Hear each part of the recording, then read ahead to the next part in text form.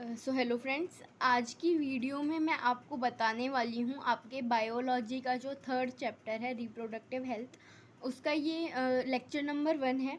तो इस क्लास में मैं आपको ये बताने वाली हूँ जो इंडियन गवर्नमेंट थी उन्होंने क्या क्या स्टेप्स उठाए जो रिप्रोडक्टिव हेल्थ को लेकर के, उसके बारे में मैं आपको इंट्रोड्यूस करवाऊँगी। साथ ही साथ मैं आपको नेचुरल कॉन्ट्रासेप्टिव के मेथड्स भी बताने वाली हूँ। तो इसी के साथ में हम ये लेक्चर स्टार्ट करते हैं। तो जो इंडियन गवर्नमेंट थी वो फर्स्ट ऐसी कंट्री है हमारी जिन्होंने नेशनल लेवल पे 8 प्रोग्राम्स का प्लान बनाया, जिसे हम लोग फैमिली प्लानिंग 1951 बुलाते हैं। तो इस प्रोग्राम का नाम है reproductive and child health care programme.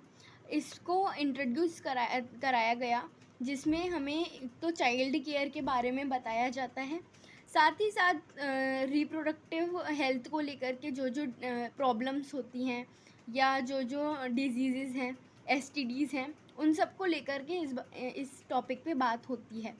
तो यहाँ पे यही बताया गया है कि जो इंडियन गवर्नमेंट थी उन्होंने ये सब प्रिंट मीडिया के थ्रू, ऑडियो विजुअल के थ्रू अवेयर किया। साथ ही साथ हमारे पेरेंट्स का, टीचर्स का, क्लोज रिलेटिव्स एंड फ्रेंड्स का भी रोल होता है इन सब में। साथ ही साथ सेक्स एजुकेशन स्कूल में भी इंट्रोड्यूस कराया गया, और इसी के साथ साथ प्रॉपर एडोलसेंस और जो रिप्रोडक्टिव ऑर्गन्स हैं उनके बारे में इंफॉर्मेशंस दी जाती है। उसके अलावा AIDS, STDs, hygiene about the sexual practices, इन सब के बारे में भी इस प्रोग्राम में बताया जाता है, और ये सेक्स एजुकेशन के अंडर में आता है।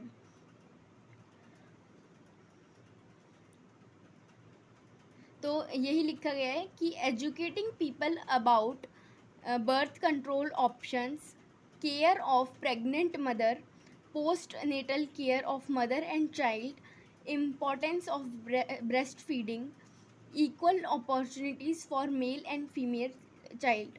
तो ये सब बताया जाता है सेक्स एजुकेशन के अंडर में।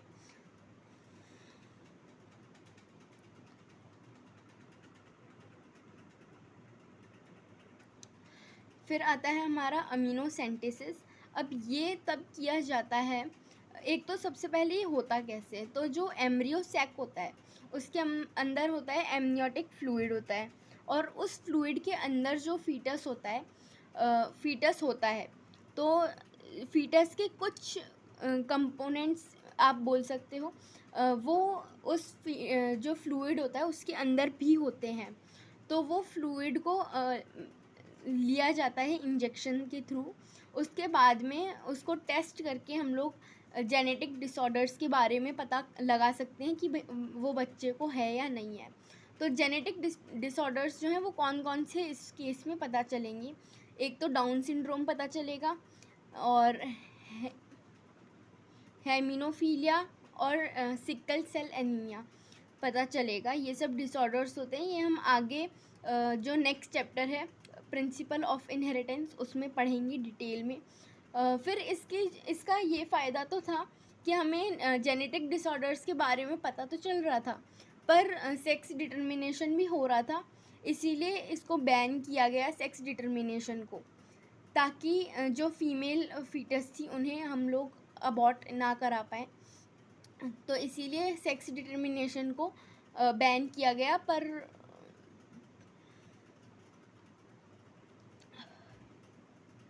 फिर आती है सहेली। सहेली एक ओरल कॉन्ट्रासेप्टिव मेथड होता है, तो और ये फीमेल्स लेती हैं, और ये एक दवाई है जो कि नॉन स्टेरॉइडल होती है, वंस अ वीक पिल होती है, जिसे लखनऊ की इंस्टीट्यूशन में ये इंट्रोड्यूस हुई थी सबसे पहले। वहाँ पे ये बनाई गई थी सहेली नाम की पिल।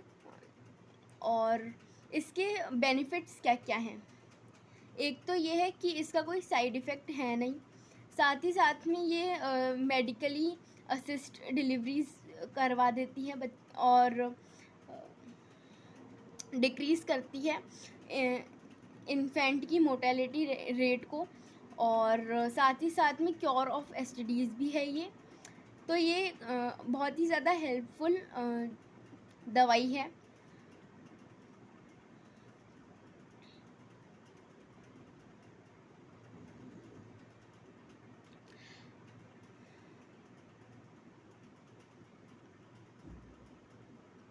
तो काफ़ी सारे मेथड्स जो हैं वो लिए गए गवर्नमेंट के लिए, गवर्नमेंट ने निकाले, ताकि जो है बहुत अच्छे से चाइल्ड का डेवलपमेंट हो सके।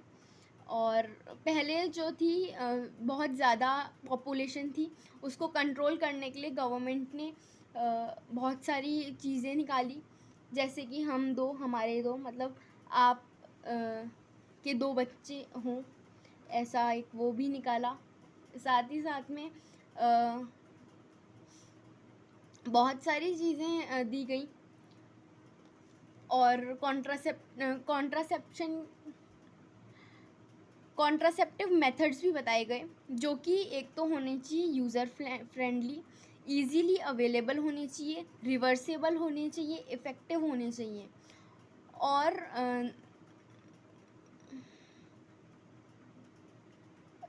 ज़्यादा इंटरफेरेंस नहीं होना चाहिए उनका सेक्सुअल ड्राइव में या सेक्सुअल एक्ट में। तो उसके लिए हमारे सबसे पहले तो आएंगे नेचुरल या ट्रेडिशनल मेथड्स हम बोल सकते हैं, जिसमें कि बैरियर मेथड्स भी आता है, जिसमें कॉन्डम यूज़ किया जाता है, और सर्वाइकल कैप्स भी यूज़ करे जाते हैं, डायफ्राम्स भी यूज़ करे जाते हैं। तो ये जो डायफ्राम्स और सर्विकल कैप्स हैं, ये तो फीमेल यूज़ कर सकती हैं, और कॉन्डम्स जो होते हैं वो मेल के लिए भी आते हैं और फीमेल के लिए भी आते हैं। साथ ही साथ जो नेचुरल मेथड्स होते हैं, इनके साइड इफ़ेक्ट तो होते नहीं हैं, पर चांस ऑफ फेलियर सबसे ज़्यादा होता है। और इनका यही प्रिंसिपल होता है कि हमें ओवम और स्पर्म की मीटिंग को रोकना होता है। तो उसके लिए सबसे पहला मेथड यहाँ पे बताया गया है पीरियोडिक एब्सिनेंस, जिसमें क्या होता है कि 10th to 17th day of menstrual cycle पे जो कोइटस होता है वो नहीं होना चाहिए, ताकि जो ओव्यूलेशन का पीरियड है वो निकल जाए। उसके इससे क्या होगा, इससे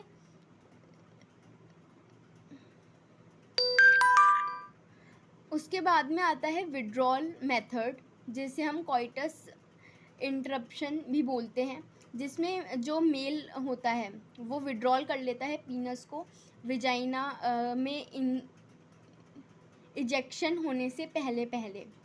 और तीसरा तरीका होता है लैक्टेशन एमेनोरिया, मतलब इसमें क्या होगा कि अगर कोई वुमेन है, उसका बच्चा हुआ ही है, तो 6 महीने जो पीरियड होता है वो लैक्टेटिंग पीरियड होता है।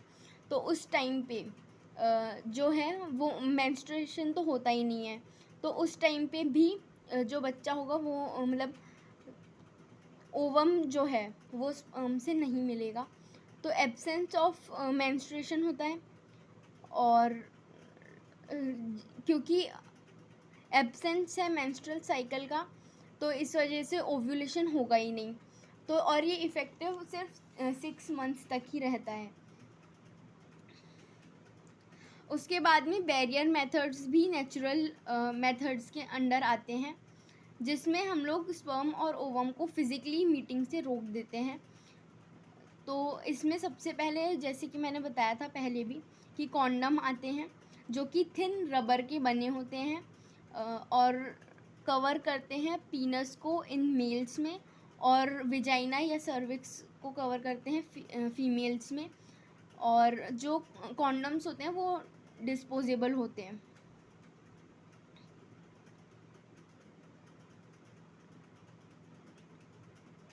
और साथ ही साथ जो कॉन्डम होते हैं वो एसटीडी और एड्स को प्रिवेंट करने में भी हेल्प करते हैं। और जो निरोध है वो बहुत ही ज़्यादा पॉपुलर ब्रांड है कॉन्डम का फॉर मेल्स।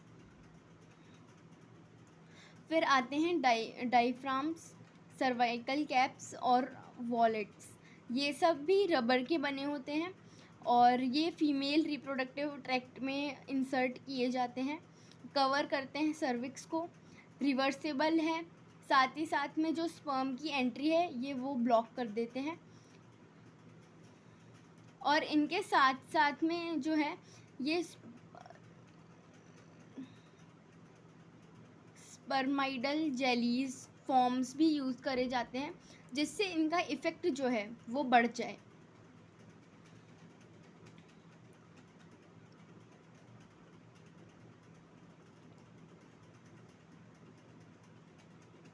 फिर आईयूडीज भी होती हैं कुछ कुछ, जिन्हें हम इंट्रा यूट्राइन डिवाइसेस भी बोलते हैं।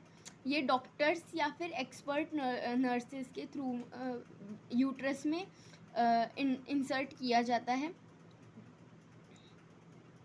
और ये सबसे ज़्यादा वाइडली यूज़ करी जाने वाली चीज़ें हैं।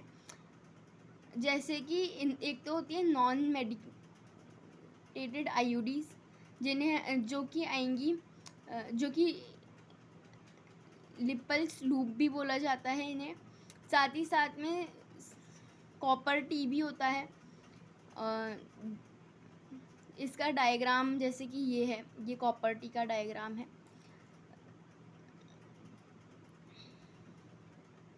अब ये क्या करते हैं, जो कॉपर टी होती है, जो कॉपर की प्रॉपर्टी होती है कि वो जो स्पर्म है उसको, उसकी मोटिलिटी को कम कर देता है, जिससे कि स्पर्म यूज़लेस हो जाता है। और इनका जो आइडल यूज़ होता है कॉपर टी वगैरह का, ये इसीलिए किया जाता है ताकि जो फीमेल है वो अपनी प्रेगनेंसी को डिले कर सकती है, या फिर स्पेस बिटवीन द चिल्ड्रंस के टाइम पे भी ये काम में आता है। फिर होती है हार्मोन रिलीजिंग आईयूडीज। ये इसका एग्जांपल है LNG-20। ये यूट्रस को अनसूटेबल कर देती है और जो सर्विक्स होती है उसको हॉस्टाइल बना देती है स्पर्म्स के लिए। तो इन केसेस में क्या होता है कि जो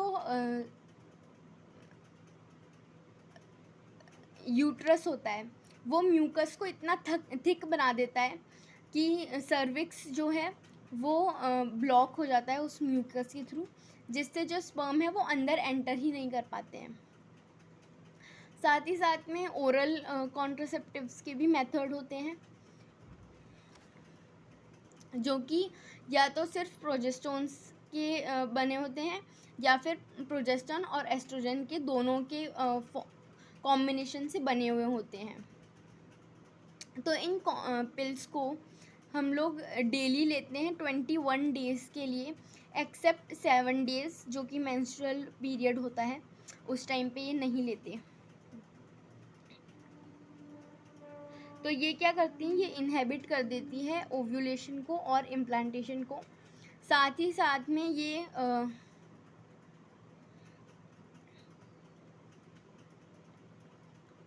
इनको रिपीट करना होता है, जब तक जो फीमेल है वो चाहे तो इसे रिपीट कर सकती हैं। इसके बाद में यहाँ पे बताया है कि ये जो है ये ऑल्टर कर देती हैं सर्विक्स की म्यूकस को, जो कि स्पर्म्स की एंट्री को रिटार्ड कर देता है। साथ ही साथ में ये होता है जो ये ओरल कॉन्ट्रासेप्टिव का मेथड है, ये एक तो बहुत ज़्यादा इफ़ेक्टिव है, साथ ही साथ में इसके बहुत कम साइड इफ़ेक्ट्स भी हैं।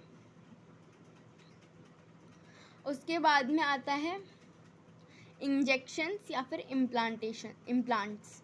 तो जो इम्प्लांट्स होते हैं इनको हैंड के आर्म के नीचे की स्किन में इंसर्ट किया जाता है। तो इनका भी एक्शन तो सिमिलर ही है पिल्स के जैसा। साथ ही साथ पर इनमें क्या होता है कि आपको काफ़ी टाइम मिल जाता है प्रेगनेंसी को प्रिवेंट करने का, जैसे कि 3 इयर्स के लिए, 5 इयर्स के लिए।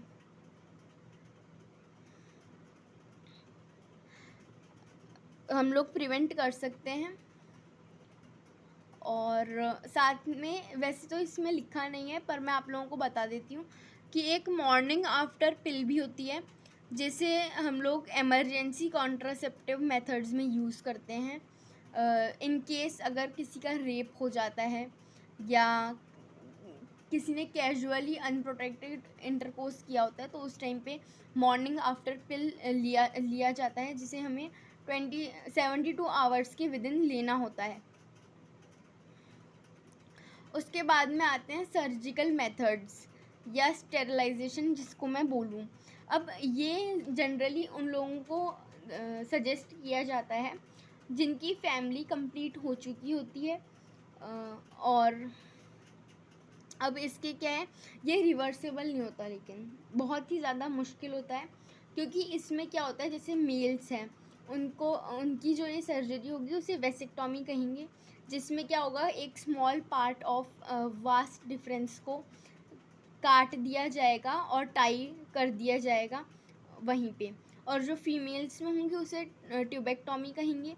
उसमें भी सेम होगा कि भाई जो स्मॉल पार्ट्स ऑफ ओविडक्ट को काट दिया जाएगा और उसको वहीं बांध दिया जाएगा।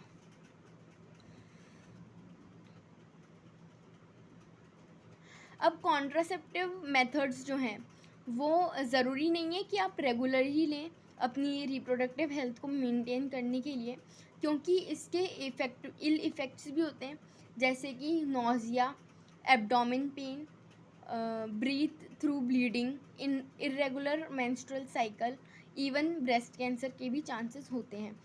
तो ये सब मेथड्स यूज़ तो किए जा सकते हैं पर रेगुलरली नहीं करना चाहिए। साथ ही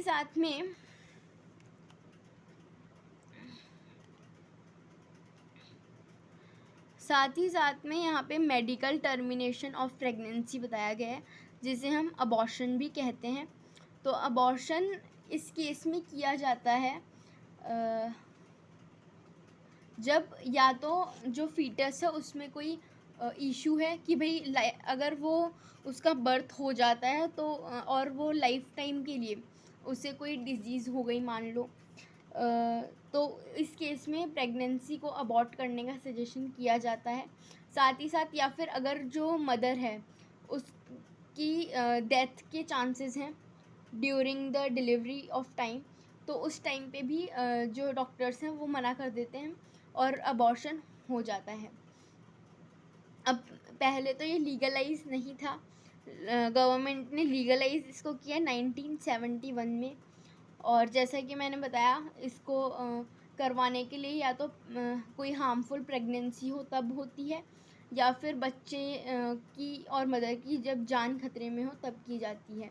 अब इसके ज़्यादा सेफ जो ड्यूरेशन है वो फर्स्ट ट्राइमेस्टर होती है, मतलब तीसरे महीने तक प्रेगनेंसी टर्मिनेशन में कोई दिक्कत नहीं आती, पर सेकेंड ट्राइमेस्टर से थोड़ी रिस्की हो जाती है, तो उस टाइम पे 2 डॉक्टर्स को कंसल्ट किया जाता है। तो इसी के साथ मैं ये क्लास एंड करती हूँ। अब मैं आपको नेक्स्ट क्लास में बताऊँगी सेक्सुअली ट्रांसमिटेड डिजीज़ या फिर इन्फेक्शंस के बारे में। तो इसी के साथ हम मिलेंगे नेक्स्ट क्लास में। आज के लिए इतना ही। Thank you and have a nice day.